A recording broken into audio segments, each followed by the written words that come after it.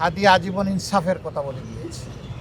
এমনকি বলতে বলতে এটাও বলেছে যে আমার শত্রুর প্রতিও আমি ইনসাফ করতে চাই, আমি কোনো শত্রুর উপরেও বেইনসাফি করতে চাই না, এবং কেউ বেইনসাফি করুক সেটাও আমরা দেখতে চাই না। এমনই একটা নির্মল চরিত্রের ছেলে যে আসলেই অনেকের অন্তরে জায়গা করে নিয়েছিল, এবং অনেকের ভালোবাসাটাই সম্ভবত তার জন্য কারো কারো ক্ষেত্রে সহ্য করা কঠিন হয়ে গিয়েছে। এজন্যই তারা ষড়যন্ত্র করে দুনিয়া থেকে তাকে উঠিয়ে দিয়েছে। কিন্তু যারা বিপ্লবী তাদেরকে খুন করে বিপ্লবের চেতনাকে খুন করা যায় না। 24-এর গণবিপ্লবে যারা সম্মুখ সারিতে থেকেই নেতৃত্ব দিয়েছেন, তাদের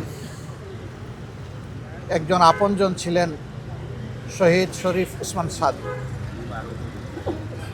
হাদি আজকে দুনিয়া থেকে চলে গেছেন, তার যাওয়াটা এইভাবে কেউ ধারণা করেনি।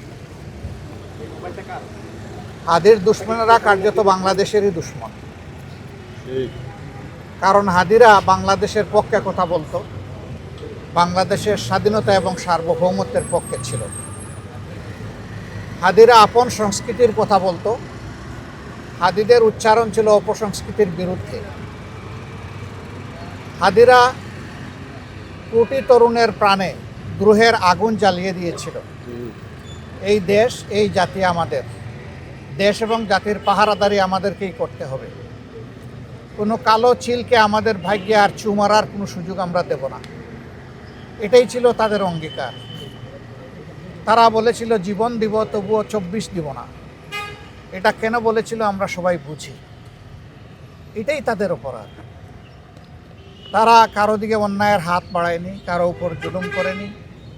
হাদি আজীবন ইনসাফের কথা বলে গিয়েছে। এমনকি বলতে বলতে এটাও বলেছে যে আমার শত্রুর প্রতিও আমি ইনসাফ করতে চাই, আমি কোনো শত্রুর উপরেও বেইনসাফি করতে চাই না, এবং কেউ বেইনসাফি করুক সেটাও আমরা দেখতে চাই না। এমনই একটা নির্মল চরিত্রের ছেলে যে আসলেই অনেকের অন্তরে জায়গা করে নিয়েছিল, এবং অনেকের ভালোবাসাটাই সম্ভবত তার জন্য কারো কারো ক্ষেত্রে সহ্য করা কঠিন হয়ে গিয়েছে। এজন্যই তারা ষড়যন্ত্র করে দুনিয়া থেকে তাকে উঠিয়ে দিয়েছে। কিন্তু যারা বিপ্লবী তাদেরকে খুন করে বিপ্লবের চেতনাকে খুন করা যায় না, বরঞ্চ সেই চেতনা আরও ছড়িয়ে পড়ে। গতকালকের জানাজা সারা দুনিয়া প্রত্যক্ষ করেছে, এবং আমরা মনে করি সারা দুনিয়ায় জানাজার সাথে মানসিকভাবে সম্পৃক্ত ছিল। আমরা শপথ নিতে চাই, আল্লাহ তাআলা যে দেশে আমাদেরকে পয়দা করেছেন, এই দেশ, এই জাতির জন্য আমাদের সর্বোচ্চটুকু দিয়েই আমরা লড়ে যাব ইনশাআল্লাহ।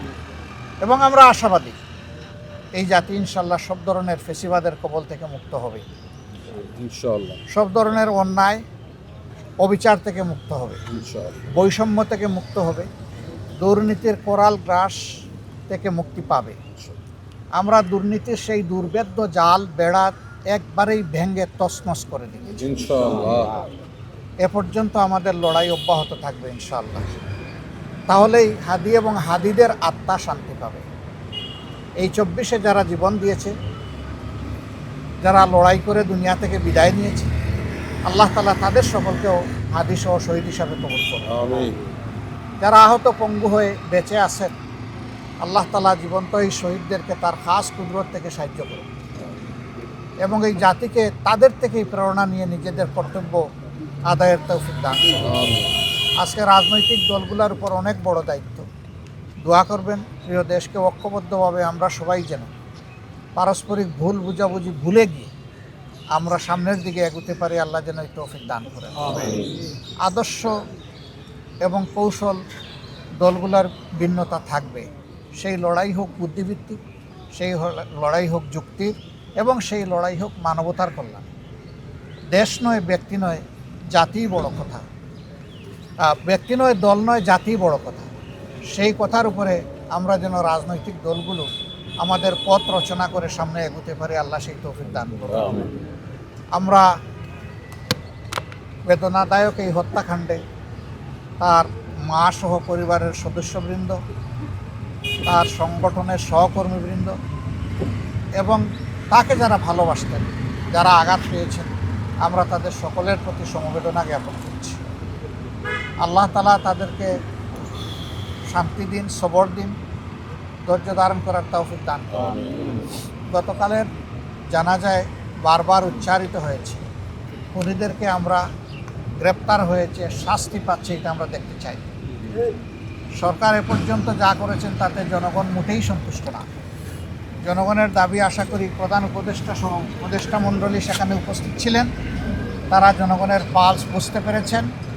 জনগণের পার্সের প্রতি সম্মান দেখিয়ে অতি দ্রুত সমস্ত সন্দেহ সংশয়ের বাইরে এসে খুনিদেরকে গ্রেপ্তার করতে হবে এবং আইনের আওতায় আনতে হবে।